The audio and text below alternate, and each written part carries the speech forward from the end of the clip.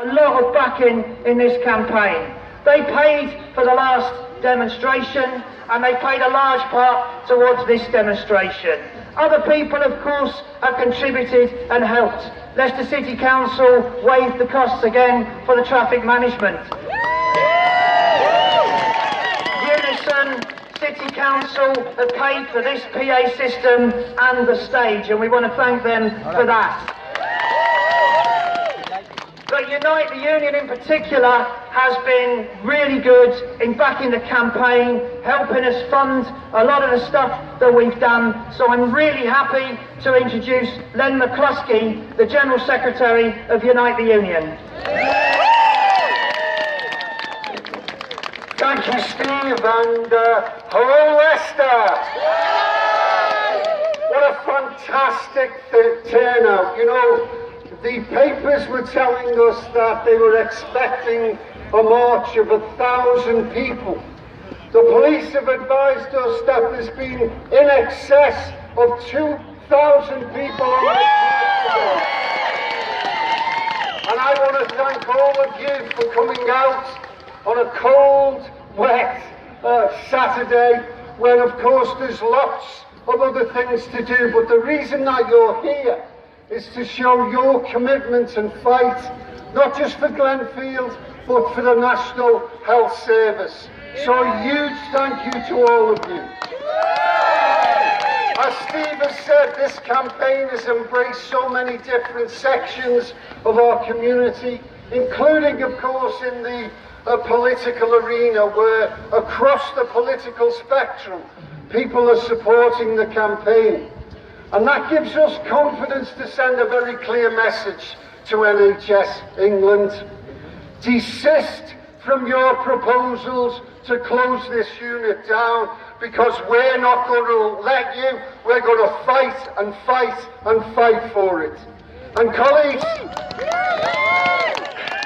let me take this opportunity to say a huge big thank you to the staff in the NHS. Not just in Glenfield, but throughout.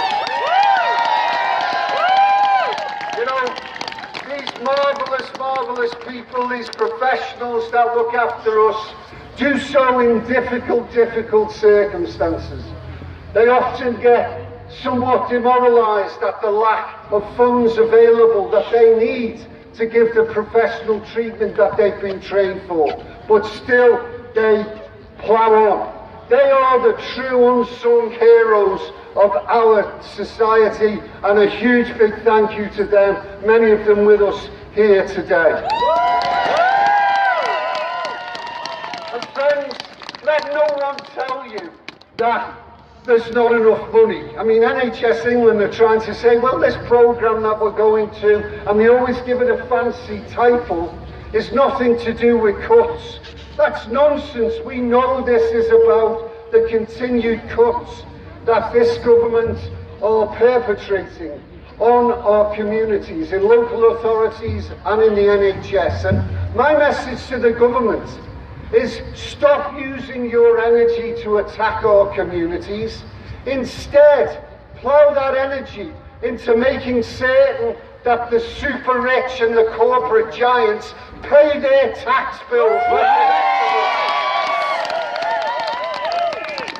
Friends, let me tell you that independent fiscal bodies tell us that every single year the Treasury loses £40 billion as a result of tax avoidance.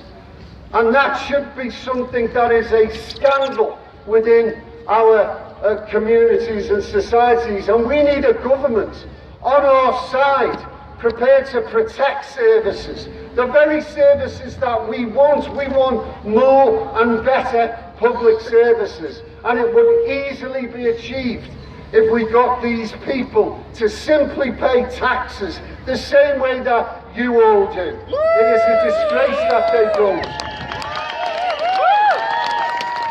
So colleagues, let me just say something personal to you. My parents lost their first son, 3 years of age, pre the National Health Scheme, because there was no proper facilities 3 years old he was. I never knew him, but he was 3 years old. And my mum used to tell me of the scenes in the 20s and the 30s of young mothers who had sick babies and sick children, begging on the streets to get a few pennies in order to pay to go and see the doctors. It was our parents and our grandparents who, having defeated the evils of fascism at the end of the Second World War, came back determined to build a land fit for heroes. They gave us the welfare state. They gave us the National Health Service, and it's ours, and we need to fight to hold on to it. Colleagues, on the back of my t-shirt is a quote from Nye Bevan. Nye said when he gave us the health service back in '48 that the health service would only exist if folk were prepared to fight for it. He said that because he knew that there would always be reactionary forces inside of our societies who would try to claw it back, would try to take it back into the private hands to make profit. And you being here is the spirit of Nye Bevan, a belief that when working people come together, they can achieve everything. And my last words to you are these. Keep the faith, believe in your values. Do not be debilitated by those that tell you that protests and marches don't mean anything. Don't listen to the right-wing media who try to undermine you. My experience tells me that when working people join together, anything is possible, justice will prevail, and I'm proud that my union stands with you today. Thank you very much.